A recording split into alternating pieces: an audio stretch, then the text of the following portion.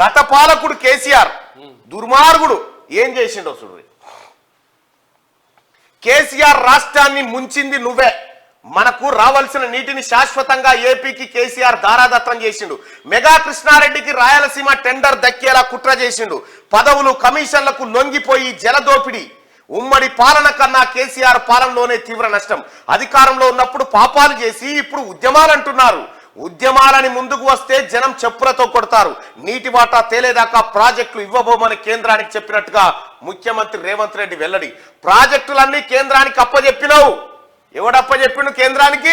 కేసీఆర్ అప్పచెప్పిండు. అది కృష్ణా నీళ్లలో రాష్ట్రానికి వాటా దక్కకుండా సంతకం పెట్టిండని ఫైర్. కేసీఆర్ సంతకం పెట్టిండట.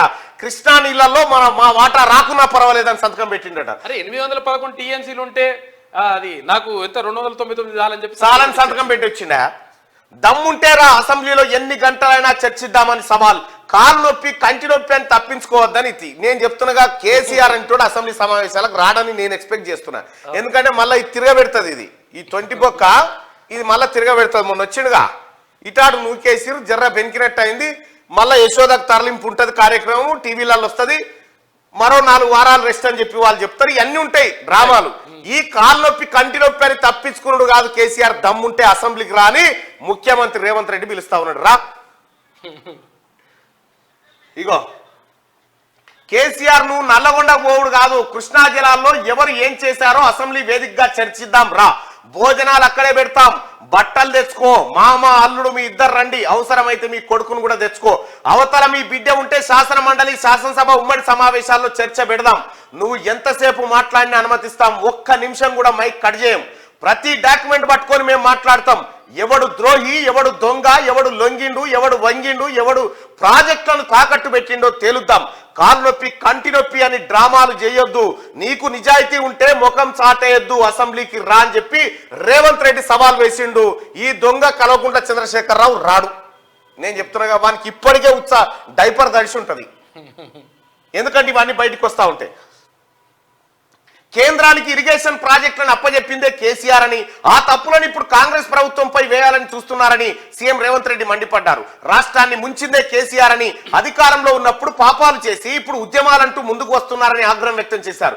ఉద్యమాల పేరిట కేసీఆర్ ఫ్యామిలీ ముందుకు వస్తే జనమే చెప్పులతో కొడతారని ఆయన హెచ్చరించారు. కేసీఆర్ ఎంపీగా ఉన్నప్పుడే కేంద్రానికి ప్రాజెక్టుల అప్పగింతకు పునాది పడింది. తెలంగాణకు కృష్ణా నీళ్లలో వాటా దక్కకుండా చేసిందే కేసీఆర్ అని తెలిపారు. ఆదివారం సెక్రటేరియట్ లో మంత్రులు ఉత్తమ్ కుమార్ రెడ్డి, కొండా సురేఖతో కలిసి మీడియాతో సీఎం రేవంత్ రెడ్డి మాట్లాడారు. ఏపీ సీఎం జగన్ తో కుమ్మక్కై Rayalaseema lift project tender Megha కృష్ణారెడ్డికి దక్కేలా కేసీఆర్ కుట్ర పన్నారని, అందుకే అపెక్స్ కౌన్సిల్ సమావేశానికి కేసీఆర్ వెళ్లకుండా కాలయాపన చేశారని అన్నారు. కృష్ణా నీళ్లలో తెలంగాణకు అన్యాయం చేసిందెవరో అసెంబ్లీ వేదికగా చర్చిద్దాం రా. 48 గంటలే కాదు, కోరితే అంతకన్నా ఎక్కువసేపే చర్చించేందుకు మేము రెడీ అని కేసీఆర్ సవాల్ విసిరారు.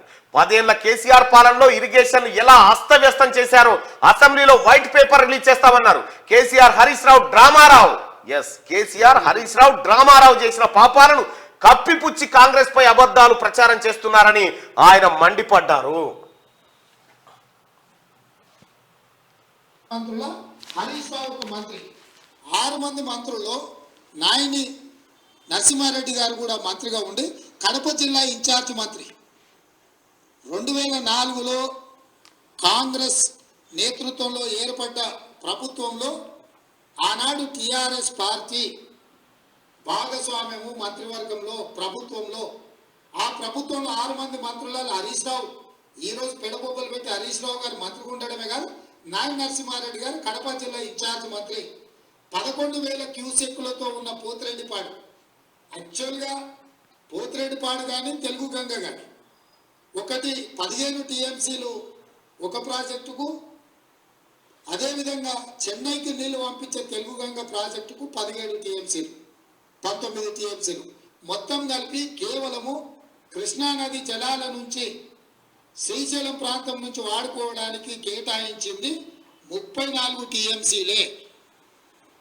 11,000 క్యూసెక్స్ తోనే ఉన్న పోతిరెడ్డిపాడును పొక్క పెద్దగా చేయడానికి నిర్ణయం తీసుకున్నప్పుడు నాయన నరసింహారెడ్డి గారు, హరీష్ రావు గారు, ఆనాటి చంద్రశేఖర్ గారు, విజయ రామారావు గారు, కెప్టెన్ లక్ష్మీకాంతరావు గారు, వీళ్ళందరూ కూడా మంత్రివర్గంలో ఉన్నప్పుడే రాజశేఖర్ రెడ్డి గారు రాయలసీమకు 11,000 క్యూసెక్స్ నుంచి 44,000 క్యూసెక్లకు పోతిరెడ్డిపాడు పొక్కను పెద్దది చేసి నీళ్లు తీసుకుపోయే నిర్ణయం జరిగినప్పుడు రాష్ట్రంలో వీళ్ళు మంత్రులు, కేంద్రంలో కేసీఆర్ మంత్రి. ఈరోజు కాంగ్రెస్ పార్టీ తెలంగాణ నాయకులను దోషులుగా ఆరోపణ చేస్తున్న చంద్రశేఖరరావు, నీ గత చరిత్ర ఒక్కసారి వెనక్కి తిరిగి చూసుకో. పోతిరెడ్డిపాడు ద్వారా అత్యధికంగా నీళ్లు తరలించుకెళ్లాలని నిర్ణయం జరిగినప్పుడు ఆనాటి నీ సహచరుడు నాయన నరసింహారెడ్డి గారే కడప జిల్లా ఇన్ఛార్జ్ మంత్రి, నీ అల్లుడు ఆనాటి మంత్రివర్గంలో మంత్రులు.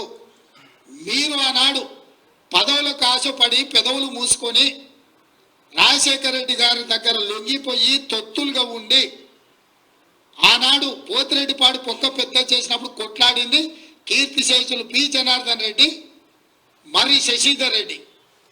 ఇది కేసీఆర్ కథ. బ్రదర్స్గా ఇప్పుడు ముఖ్యమంత్రి రేవంత్ రెడ్డి గారు ఇక మీరు ఇంత లీకేజ్ ఇచ్చినాక మనోడు వస్తాడు అనుకుంటున్నావా? రాడు. కేసీఆర్ గా ఒకటి ఏనుంటి మంచిగానే చేసిన కేసీఆర్ అంటే మెల్లగా దెంటుకుంటూ వస్తాడు. రాగానే అనకబట్టనుంటివి అసెంబ్లీలా. ఇప్పుడే భయపెడితివి. ఎట్లొస్తాడు? ఎట్టి పరిస్థితిలో కేసీఆర్ నువ్వు అసెంబ్లీకి రావాల్సిందే. ఈ తెలంగాణ సమాజానికి సమాధానం చెప్పాల్సిందే. దొంగ నువ్వు కేసీఆర్.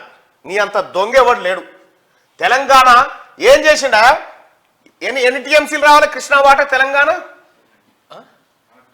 299 తీసుకొని ఓకే చేసేసిండు. మనకు రావాల్సిన వాటా మొత్తం వదిలేసి మాకు 299 టీఎంసీలు చాలని సంతకం పెట్టించిండా కేసీఆర్. ఇంకా ఏం చేసిండు? 811 టీఎంసీలకు 811 టీఎంసీలకు మాకు 299 చాలని సంతకం పెట్టించిండు ఈ దొంగ బాతాల పోషెట్టి. ఇక చూడరి ప్రజలారా, ఇదే కేసీఆర్ క్లోజ్ అన్నది. ఇదే కేసీఆర్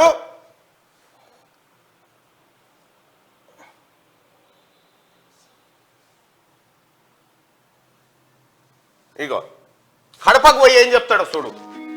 కడపకు పోయి రాయలసీమ గోదావరి నీళ్ళు కూడా తీసుకొస్తా, కృష్ణయ్య సరిపో గోదావరి కూడా తీసుకొస్తా అని చెప్తాను. నగరంలో రోజక్క ఇంట్లో చెయ్యి అడిగిండు.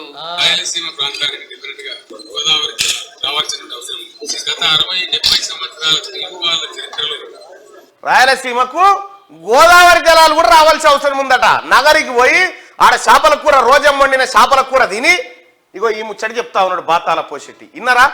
తెలంగాణ రాష్ట్రానికి రావాల్సిన వాటా 811 టీఎంసీలు ఇచ్చిపెట్టి 299 టీఎంసీలు సాలని చెప్పి అపెక్స్ కౌన్సిల్ మీటింగ్ హాజరు కాకుండా మెగా కృష్ణారెడ్డికి టెండర్లు, ఏపీ జగన్ టెండర్లు దక్కేటట్టు చేసి మొత్తం తెలంగాణ మాగారాలన్నింటినీ మట్టి మోసిండు కల్వకుంట్ల చంద్రశేఖరరావు. ఈ లెక్కలు బయటకు వస్తా ఉంటే గుండె తరక్కపోతుంది. ఇంకా కేసీఆర్ ఎవరు చెప్పింది మాట? ఇప్పుడు మంచిగా కావాలి చేపల కూర తిన్నాడు చూడు ఒకసారి. చేపల కూర, రోజా చేపల కూర వండి పెడితే, రోజా చేపల కూర వండి పెడితే మంచిగా తిన్నాడు. ఇగో భోజనం.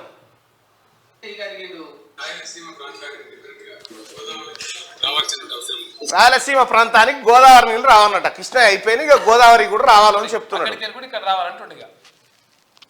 ఏం చెప్తారా? ఇటువంటి దొంగ, ఇటువంటి చోర్, బడా చోర్ ఆయన రామారావు అంటుండు మాయ చేసిండు అంటే ఇగో ఇది కథ.